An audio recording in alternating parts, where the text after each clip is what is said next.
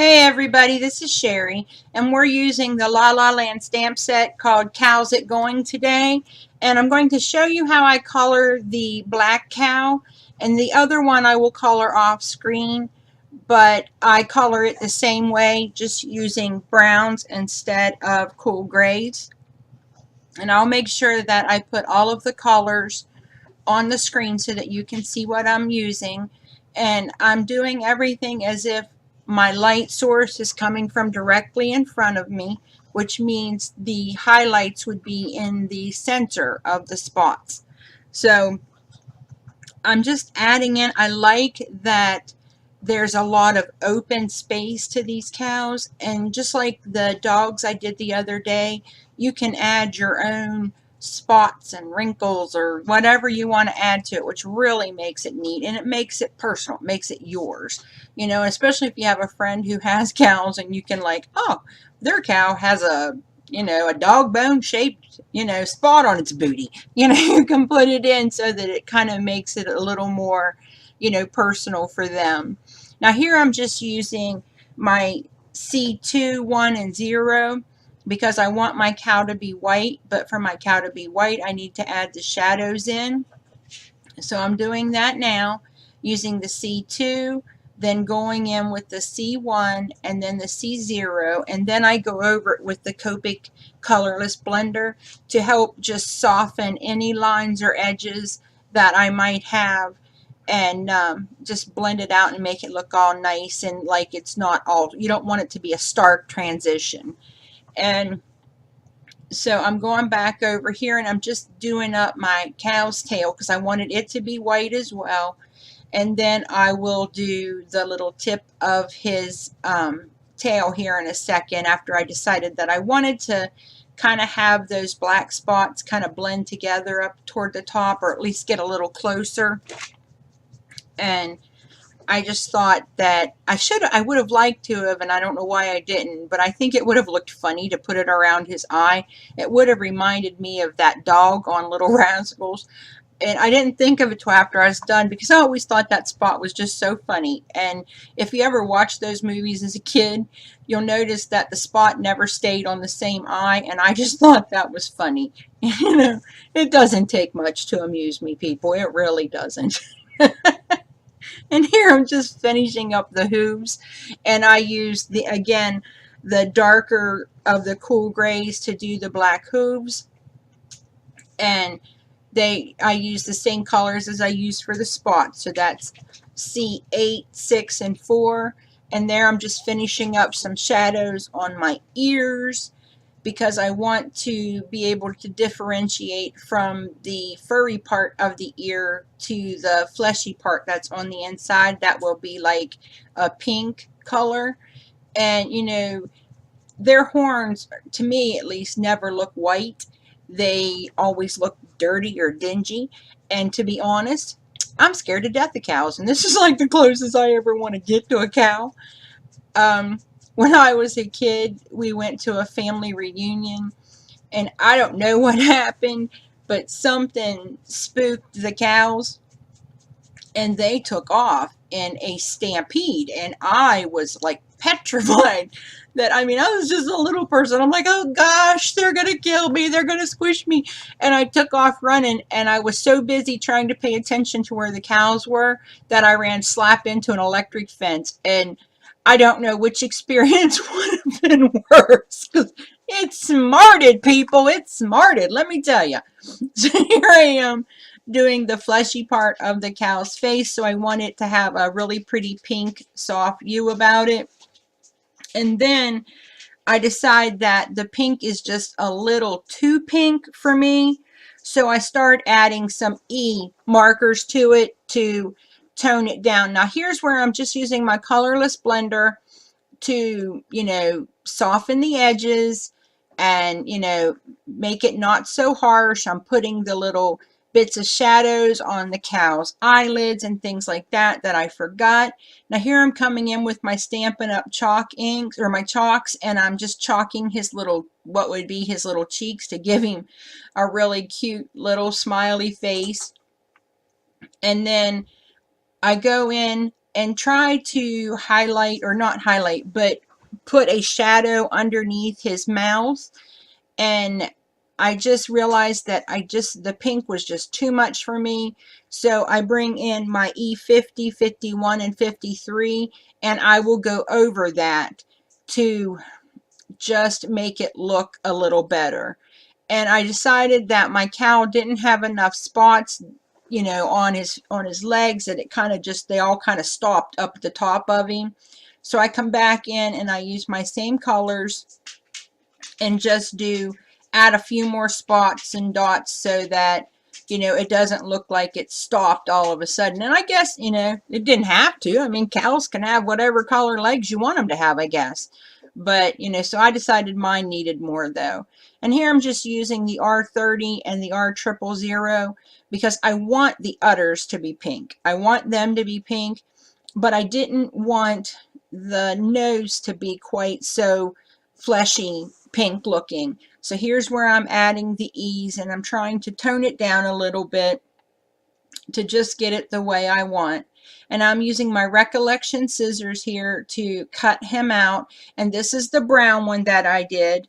And for the brown one, I used E43, 13, and 25 for the body. And then for the ears and the nose and the udders on this one, I used E quadruple 0, double 0, E01, and E11, and then W0, 1, and 2 for the white parts that I wanted to put the shadows in.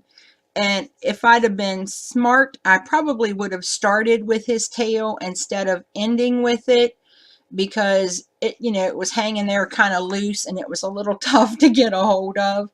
But those scissors are awesome. I mean, they can get in anywhere and they're sharp, clear up to the tip. So all I needed to do was get in there far enough, and then I was able to just pull it right free because it had cut far enough down.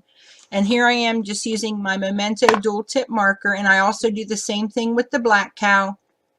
And I just go over around the edges to make it look like I actually did it perfect, which we all know I did not. So, but it's sure going to look like it if you don't know that I do this trick and I give you a card. So, you know, my family thinks I'm a genius, and we're just going to leave it like that and, you know, make sure that none of them ever watch any of my videos.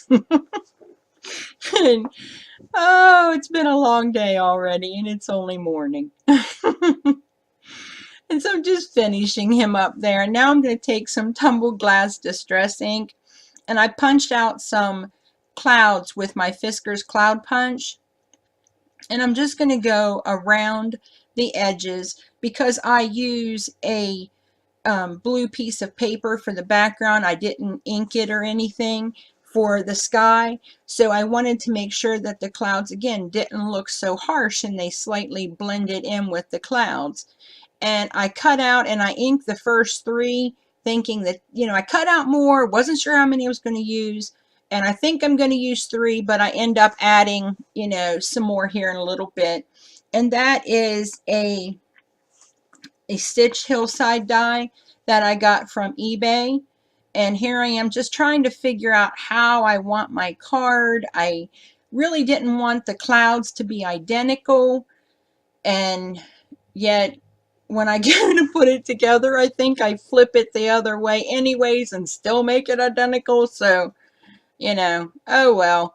You know, like I said, it is a card and my family doesn't know and they think I'm a genius. So we're leaving it there, folks. We're leaving it there. And so I'm just going to put them in. And I see people taking pictures of their cards when they put them together. And I think that I might need to start doing that so that I can say, oh, now, Sherry, remember you didn't want those to be identical. And so I think that's what I'm going to have to try to start doing. Now here I'm just using my ATG gun to attach my hillside border, and that way it would go straight down to the bottom. And I didn't really want it to pop up or anything yet because I'm going to pop up one of the cows and a couple of the clouds. And those are my Stampin' Up! Dimensionals. And like I said, as soon as these are gone, which I stocked up on them before I figured out that, you know, I could use foam tape or fun foam cheaper. So as soon as these are gone, I will be using Fun Foam or foam tape because it is cheaper than those. So if you're going to, if you're looking to get some, definitely invest in those two things instead of these. I mean, I'm not criticizing Stampin' Up. I love their products. But when you make a lot of cards, it's just cheaper to go with the other stuff. Yep, flipped it over. Decided that I'm going to stick it on there apparently the same exact way I stuck the first one.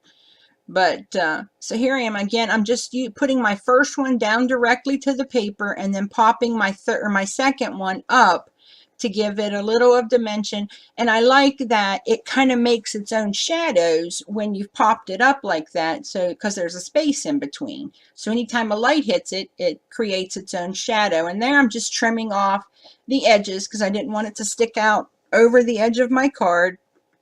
And again, because I cut off that top of the clouds, I wanted them to still appear to have the same blue hue around the edges. So I just go over what I cut off there so that it all looks the same.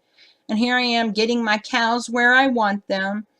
And in the end, you'll see that I actually put something on the inside of the card. And I also do an envelope to match, which I do not show, but you'll see in the pictures. And in those, I use the Memento Desert Sand for the inside of the card, so it's still light enough for somebody to write on. And then on the envelope, I use the gray flannel because I didn't want it black, but I still wanted it to stand out a little bit more. And so you'll see that in the pictures. And here I'm just, trying to get him perfect. And I think the hill was kind of messing me up there for a little bit because I kept putting him cockeyed and he looked like he was about to fall off the hill. So here I am. I've got my card base, which is Recollections 110-pound cardstock. And I've got my stamps out again. And I'm going to decide what sentiment I want to put on the card. Now you'll see that I try a couple because I'm not sure where I want to put it or what I want to say. And I actually had bought something from a stamp set called Prickly Pear, and it says an utter year older. And that's what I was going to use. And then I realized I didn't necessarily want it to be a birthday card. So I'm just using this to stamp it a couple times because I hadn't stamped it yet. And then I use this next one just to make sure that I've got it lined up straight for when I stamp it on my card. But that stamp is so good, I really didn't need to condition it. And there's my big old pink head again. And because it stamped perfect the first time. And so I got it there, and then I just use my ATG gun to attach it to the card base and call it done, folks. I hope you like this video. If you do, give it a thumbs up and leave a comment below. Thanks for visiting me today, and happy crafting. Bye!